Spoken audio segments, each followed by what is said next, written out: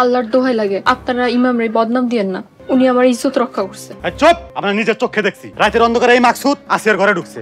করিম মিয়া, রফি, এক কথা সবই তো শুনলাম। মাকসুদ আর আসিয়া সারা রাত ধরে এই ঘরের মধ্যে আসেন। এই করিম মিয়ার অনুপস্থিতিতে মাকসুদ আর আসিয়া রঙ্গ খেলায় মাইতে আসেল। আস্তাগফিরুল্লাহ, নাউজুবিল্লাহ। চাচা, আপনি সব কি বানায় কইতাছেন? আল্লাহ সাক্ষী, আমি কোনো পাপ করি নাই। আল্লাহর দোহাই লাগে আপনারা ইমামরে বদনাম দিয়েন না, উনি আমার ইজ্জত রক্ষা করছে। চুপ! আমরা নিজের চোখে দেখছি রাতের অন্ধকারে এই মাকসুদ আসিয়ার ঘরে ঢুকছে। এই কথা তো আমি রাইতেই কাকারে জানাইছি। কি কাকা জানাই নাই? জানাইছে। রাতে আমি দৌড়তাম, রাতে ধরলে গ্রামের মানুষের কাছে আমি খারাপ হইতাম, তাই দিনের আলো ফোটানোর জন্য অপেক্ষা আসলাম। ইমাম সাহেব, পাপাচার অনাচারের এই এলাকায় স্থান নাই। শরীয়ত মোতাবেকে যে শাস্তি হয় সেটা আপনি বলেন। মেম্বার, তোমার মনে হয় ভুল হইতেছে। আমার মেয়ে এরকম কাজ করতে পারে না। আল্লাহরে ভয় করেন, কোন নারীকে মিথ্যা অপবাদ দিলে পরকালে কঠিন শাস্তি ভোগ করবেন। ইমাম সাহেব, মাকসুদ যদি কোনো অন্যায় করে তাহলে দেশে আইন আছে, আইন অনুযায়ী তার শাস্তি হইব, কিন্তু এমন অন্যায় বিচার আমি মানি না। সি সি সি রফিক, থানা পুলিশ করলে এই গ্রামের মানজত থাকবো? তোমরা যদি আমার কথা না রাখো তাহলে তোমাকে আমি এক গোড়া করুম। ইমাম সাহেব, শরীয়ত মোতাবেকে যে শাস্তি হয় সেই শাস্তির কথা বলেন। ওদের দুইজনরে 101 দৌড়া করে আমার আর নিয়ম আছে, কিন্তু চাক্ষুষ সাক্ষী লাগবে কয়েকজন। কইলামই তো, আমরা নিজের চোখে ঘটনা দেখছি। কিরে কস না কেন? সাক্ষী আমরা দিমু। আমরা সাক্ষী দিমু। মেম্বার চাচা, আমরা কোনো পাপ করি না। এই দুনিয়ায় মিথ্যা বিচার করলে আখিরাত পাইবেন না। এই আরে ধরে বান মার।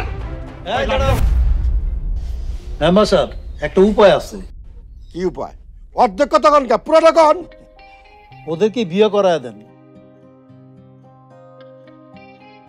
ওরা যদি বিবাহে রাজি থাকে তাহলে শাস্তি মওকুফ হয়ে যাবে।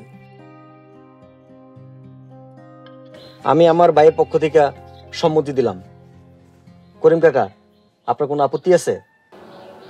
না বাবা, আমার কোনো আপত্তি নাই, আমি রাজি আছি। আলহামদুলিল্লাহ। তাহলে বিয়ের ব্যবস্থা করেন।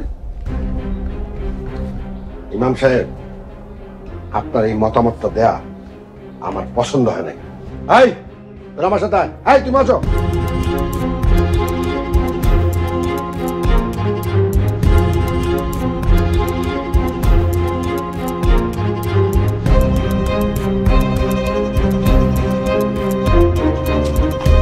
মাকসুদ, আল্লাহ তোমারে হেফাজত করুন।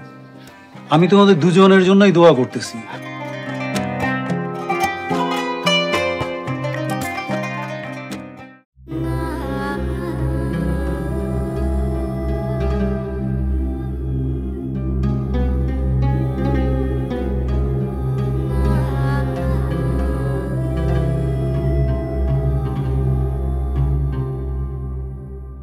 বাবা রফি, আমি গরিব মানুষ, সেই জন্য হয়তো আল্লাহ পাক বিনা খরচে আমার মেয়েকে পার করার ব্যবস্থা করে দিয়েছে। বাবা রফি, আমি তোমার তো আগে থেকেই চিনি, তুমি খুব ভালো মানুষ।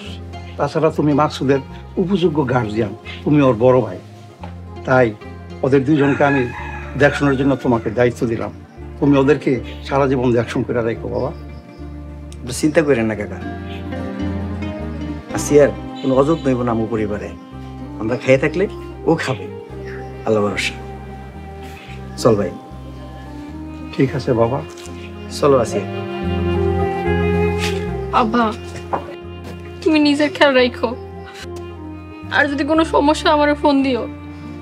আরে তুমি আমার জন্য চিন্তা করো না, তুমি তোমার নিজের দিকে খেয়াল রেখো, আমার সময় বাবাজির দিকেও তুমি খেয়াল রেখো রে মা।